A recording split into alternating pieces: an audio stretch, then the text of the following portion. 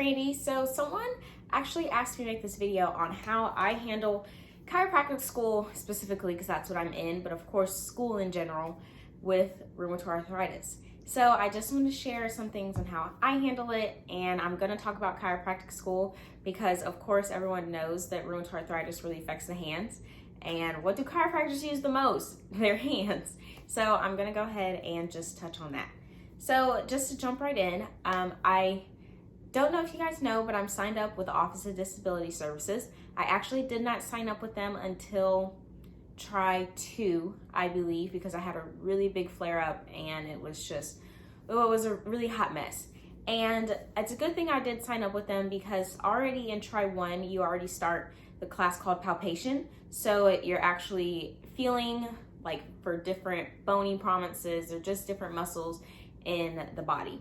So you're already using your hands the second you get there. And once I actually let my professors know that I have rheumatoid arthritis, then they were able to understand if there was a day where I couldn't participate in palpation or I couldn't participate in adjusting. And they were very understanding. Also, by sharing that I have RA and or just sharing that I have RA with my classmates has been very, very helpful because my classmates are able to ask me questions. My professors are able to use me as an example when we are learning different things, so that when we go out into the field and we have patients that have rheumatoid arthritis, then we know exactly what to do when they walk into our office. Also, another thing is that since my professors know and my adjusting professors know, they actually show me different ways to adjust so that I protect my body. So of course there are different adjustments where you really have to use your hands, but my professors have shown me other techniques to where I don't have to use my hands as much and where I use more of my body weight. And I actually am very small. I'm only 5'3" and about 125 pounds. So I'm pretty petite. And so of course not everyone that I adjust is my size. So I've really learned how to use skill with adjusting instead of using my body. So I just wanted to share that because I know many people that message me if they have RA and they're about to go through chiropractic school, they're worried that their body's not gonna be able to handle it or anything. My biggest advice is to definitely just share with your professors starting in try 1 that you have RA, and I am almost certain that your professors are gonna teach you different ways to adjust or different ways to palpate the body, just different ways to use your body efficiently. And of course, if you have any questions and you're wondering what I do and how I set up certain adjustments or how I palpate if my hands are hurting, then I definitely will go ahead and share that. So I guess just thinking of in the future with chiropractic and when I open my own practice, and if I do have a day that my hands are flared or just aren't feeling right and I feel like I can't adjust, then I'm just gonna have to be transparent with my patients and I'm gonna have to be honest with them. And I feel that people really appreciate honesty. So if I tell my patients, and if I have this amount of patients are scheduled for the day and my hands are flared up and I just don't feel well, then we'll go ahead and call those patients, tell them, hey, this is what's going on. You're due for this, but we may not adjust today, but this is what we can do. And there will be different things that we can do. And also there are a lot of different modalities that patients or that doctors can use to adjust.